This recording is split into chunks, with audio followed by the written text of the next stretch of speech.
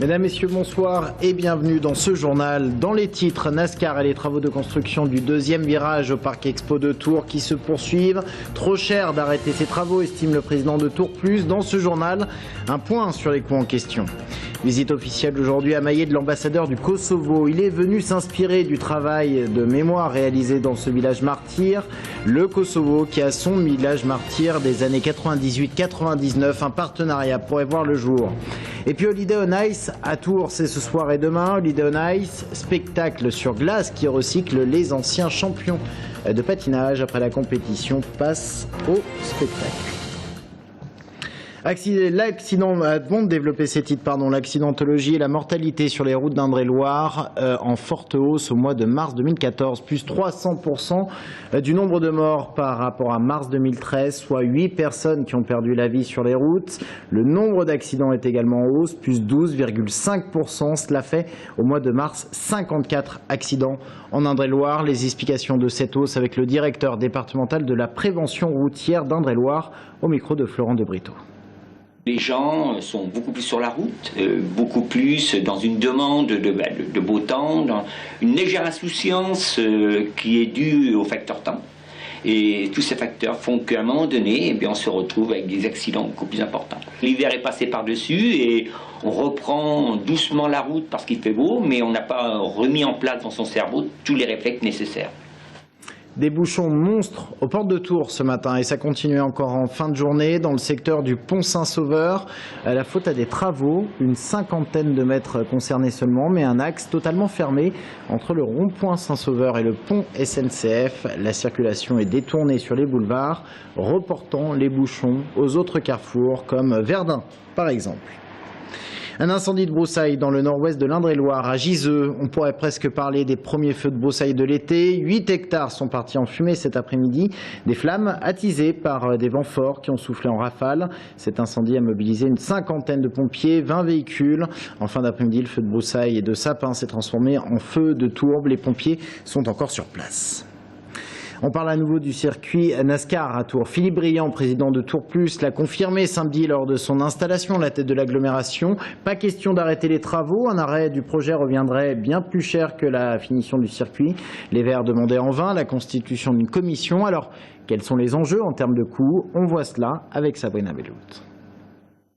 Les anti-virages NASCAR ne sont pas prêts d'abandonner leur combat. Mais l'argument financier, sérieux dans cette affaire, pourrait en fait laisser peu de marge de manœuvre. Car si les travaux s'arrêtent demain, il faudra régler les frais qui ont été engagés, remettre le site en état et obligatoirement indemniser les organisateurs avec qui les contrats ont déjà été signés. Une addition particulièrement salée qui s'élèverait à un peu plus de 2 millions d'euros. Des chiffres communiqués par Philippe Briand, le nouveau président de l'agglo. Vous savez, je vais pas changer de langage. Je trouve qu'ils se trompent de combat. Ils sont à côté des préoccupations de nos concitoyens. Je suis pas étonné qu'ils aient perdu, voilà, des semaines qu'on parle de ce méchant virage, alors que les opposants de l'époque ne sont pas levés quand le vote a été fait sur ce virage. Et maintenant, ils exigent qu'on le supprime pour un coût au moins identique, sinon supérieur à ce qui a été décidé en son temps par leur propre majorité. Donc c'est même pas recevable et je pense que c'est la dernière fois que je m'exprime sur le sujet. Le maire de Tours, également premier vice-président de l'agglo, qui ne comprend pas aujourd'hui pourquoi il devrait porter le poids de ce projet qui a pourtant été validé par 37 voix sur 40 en bureau et à l'unanimité dans le cadre du budget, notamment par l'ancien conseiller communautaire d'Europe Écologie Les Verts, David Chollet. Il n'y avait pas le détail, quoi. Alors il fallait aller chercher dans un CD-ROM. Bon, voilà. Donc tout ça fait penser que la délibération a soit été cachée volontairement. J'ai pris rendez-vous avec les services de Tours Plus que je vois à la fin de la semaine. Parce qu'il y a une autre question sur lesquelles je voudrais avoir des éclaircissements, c'est le fait qu'on soit imputé de plus d'1,5 million de pénalités, c'est ce qui a été annoncé en conseil communautaire, dans le cas où on ne terminerait pas ce deuxième virage. Donc ça, je veux vraiment vérifier. Et puis comprendre finalement qui a pu signer ce contrat et ces engagements, qui pour moi, c'est un vrai contrat traquenard. Le deuxième virage relevé devrait normalement être prêt le 4 juillet, date à laquelle le Parc Expo de Tours accueillera la course NASCAR pendant 2 jours. En bref, Pascal Brindot, le maire de Vendôme, élu président de la communauté de communes du Pays de Vendôme. Son élection est intervenue hier soir, 23 voix pour le seul candidat, 20 votes blancs, Son premier vice-président est le maire de Saint-Ouen. Dans les chantiers à mener pour les 6 prochaines années, la fusion avec une communauté de communes voisines ou encore le centre aquatique. Visite officielle à Maillé aujourd'hui dans le sud de l'Indre-et-Loire. L'ambassadeur du Kosovo s'est rendu dans ce village martyr de la Seconde Guerre mondiale. Il a visité la maison du souvenir avant une réunion de travail avec les officiels. Objectif, établir un partenariat entre Maillé et un autre village martyr au Kosovo de la fin des années 90. Romain Delville. Après la visite de la maison du souvenir de Maillé, l'ambassadeur du Kosovo en France a participé à un échange avec des représentants du village martyr d'Indre-et-Loire et de ce 25 août 1944 tragique. Au Kosovo, la guerre a duré à peine plus d'un an, de mars 1998 à juin 1999, a débouché sur l'indépendance du Kosovo qui lui compte aussi ses martyrs et ses villages martyrs. C'est le cas de Précase, où 53 personnes, des indépendantistes, mais aussi des femmes et des enfants, ont été tuées.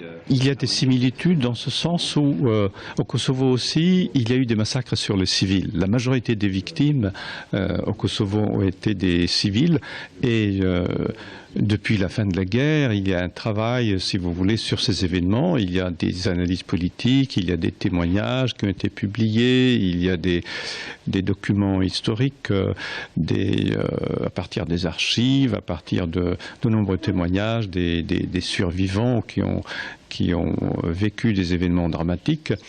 La mémoire est encore vive au Kosovo et le combat quotidien pour la paix entre Serbes et Kosovars passe par une réconciliation, même relative, et une mémoire apaisée.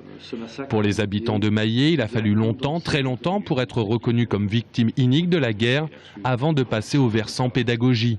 Surtout, ce qui est remarquable, c'est que les survivants ont accepté de manière progressive, ce qui est légitime, il faut du temps au temps, ils ont accepté de travailler et de manière très constructive, à la fois sur l'histoire, à la fois pour la recherche des coupables, parce que l'enquête allemande est toujours en cours, avec un partenariat avec la France et les survivants, également avec les échanges de jeunes franco-allemands.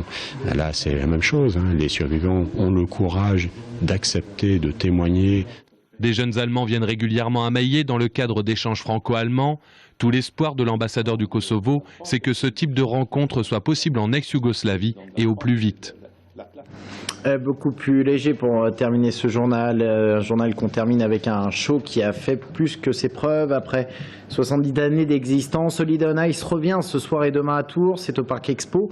Une machine bien huilée dans laquelle on retrouve les grands champions qui nous ont fait vibrer sur la glace. Philippe Candeloro ou encore Souria Bonaly, c'est une deuxième carrière pour eux. Aurélie Renaud. La machine est ultra bien rodée. 40 patineurs, 350 costumes, des plumes, des paillettes et des sourires. Pour son 70e anniversaire, le show sur glace s'offre un casting de rêve. Son ambassadeur, Philippe Candeloro, 2 fois médaillé de bronze aux Jeux Olympiques. Et ça faisait plus de 15 ans qu'on n'avait pas fait un spectacle tous ensemble sur une même patinoire en France. Et là, on profite pleinement de ces derniers instants parce qu'on se dit, bon, bah voilà, la quarantaine passée, on est encore là, présent. Et on a l'impression qu'on fait encore du bien aux gens, quoi. Donc c'est ça qui est important pour nous. Aux côtés de Philippe Candeloro, des ex-champions médaillés. Le couple de patinage artistique, Sarah Abitbol et Stéphane Bernadis, et Souria Bonaly, célèbre pour son fameux salto arrière, une médaillée ravie d'avoir quitté la compétition pour le spectacle. Quand on appartient à la famille Holiday on Ice, c'est quelque chose de vraiment exceptionnel. Et puis ça fait plaisir parce que vraiment c'est une tournée quand même qui marche depuis 70 ans. Donc on se dit ça marche, même si moi c'est la première fois que je le fais. Mais je sais que c'est vraiment honorifique. Et puis c'est vrai qu'il y a une ambiance extraordinaire entre les gens qui travaillent dans le spectacle, derrière les coulisses. Il y a énormément de personnes qui sont là derrière et on voit qu'il n'y a pas que nous, quoi.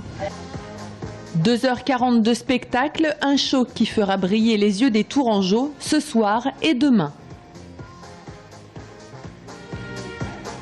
Au lendemain de son élection à la mairie de Tours, Serge Babary a démissionné de la présidence de la CCI Touraine. Il est remplacé par son ancien premier vice-président Gérard Bouillet.